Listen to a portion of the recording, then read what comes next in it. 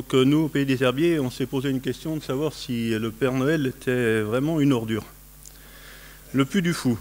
Donc au Puy du Fou, il y a 300 hectares de parcs d'attractions, de prairies, de logements, de parkings, de routes, d'animations, la reconnaissance des grands du spectacle, puis les créations de chambres d'hôtes, de gîtes, d'emploi. L'emploi, c'est 180 salariés, 1500 intérimaires l'été, 3700 bénévoles. Une ambiance festive dans le Haut-Bocage. Mais, cette année, les agriculteurs ont été victimes de cette vitalité campagnarde. Le jour de la première, toutes les routes ont été saturées. Impossible de sortir un tracteur et une remorque pour l'ensilage. Nous avons laissé des terres pour l'accès au site et pourtant, nous sommes victimes de cette initiative. Avec le Puy du Fou, il faut s'attendre à tout. Ils ont demandé la révision du PLU aux épaisses pour construire encore. Ils ont même monté un spectacle, le mystère de Noël. Les cours d'eau. Afin d'établir la cartographie des cours d'eau, la commune des Herbiers est une des communes test pour l'élaboration de la carte.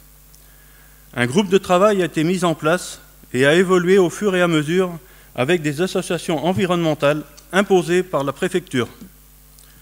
3 jours de travail ont été programmés sous la tutelle de la Chambre d'agriculture et le tout repris en main par la DDTM suite à la pression des associations environnementales et de certaines administrations.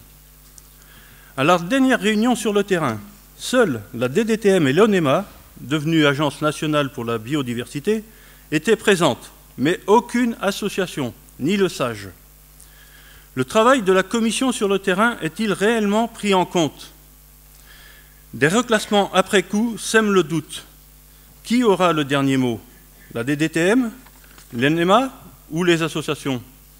C'est à vous, monsieur le préfet, de prendre la décision. On peut toujours croire au Père Noël. Cadeau de Noël. Par courrier recommandé, reçu le 24 décembre, veille de Noël, la préfecture annule un permis de construire d'une stabulation vache allaitante délivré le 21 octobre 2016 par la municipalité des Herbiers, sous prétexte d'un empiètement minime sur la zone naturelle. Cette zone N avait d'ailleurs été vigoureusement contestée par la profession lors du zonage. De plus, la préfecture met maintenant en doute le bien fondé du projet. Quelles sont les compétences des services de la préfecture pour juger des besoins d'une exploitation? C'est confirmé, le Père Noël n'est pas à la préfecture. Participation aux assemblées. La participation aux assemblées locales est médiocre, pas plus de 30% parfois. Où sont nos agriculteurs pendant les réunions? Quelles sont leurs préoccupations du moment? La carte moisson, l'achat de fioul, l'achat de paille, tarif d'électricité, le service de remplacement, le service juridique. Ces services sont-ils les seules motivations d'adhésion au syndicat?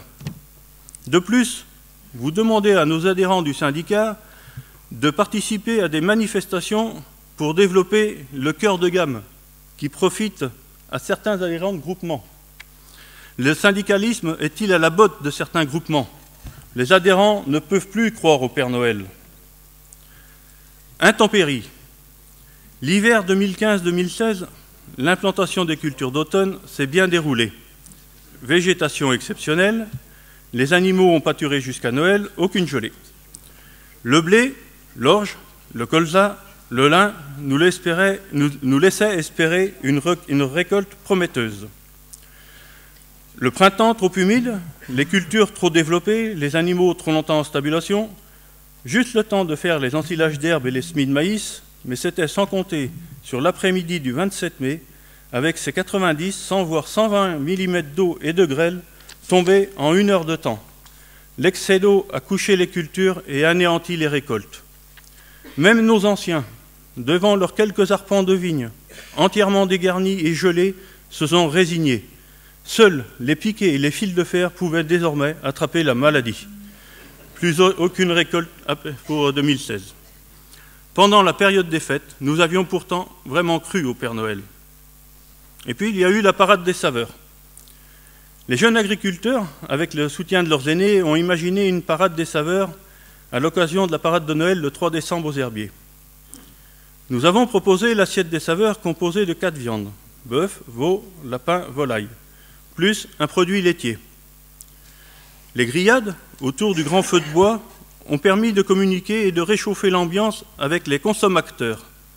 Ce jour-là, nous avons eu la reconnaissance des consommateurs.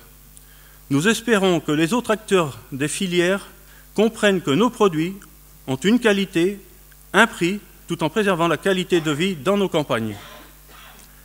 Sylvie Brunel saura-t-elle convaincre les étudiants à la Sorbonne et tous les autres quand elle écrit dans la VA du 3 février « Accuser les paysannes d'être des poêleurs et des empoisonneurs, c'est méconnaître les progrès accomplis dans les campagnes. Cesser de consommer de la viande ne résoudra pas la faim dans le monde. Sans paysans, la France mourra. Cessons de les accuser, écoutons-les, respectons-les, ils tiennent notre avenir entre les mains. » Voilà notre mystère de Noël à nous, les agriculteurs du Haut-Bocage, et on espère que sur ce coup-là, le Père Noël ne sera pas une ordure et que la magie de Noël va bientôt opérer. Merci.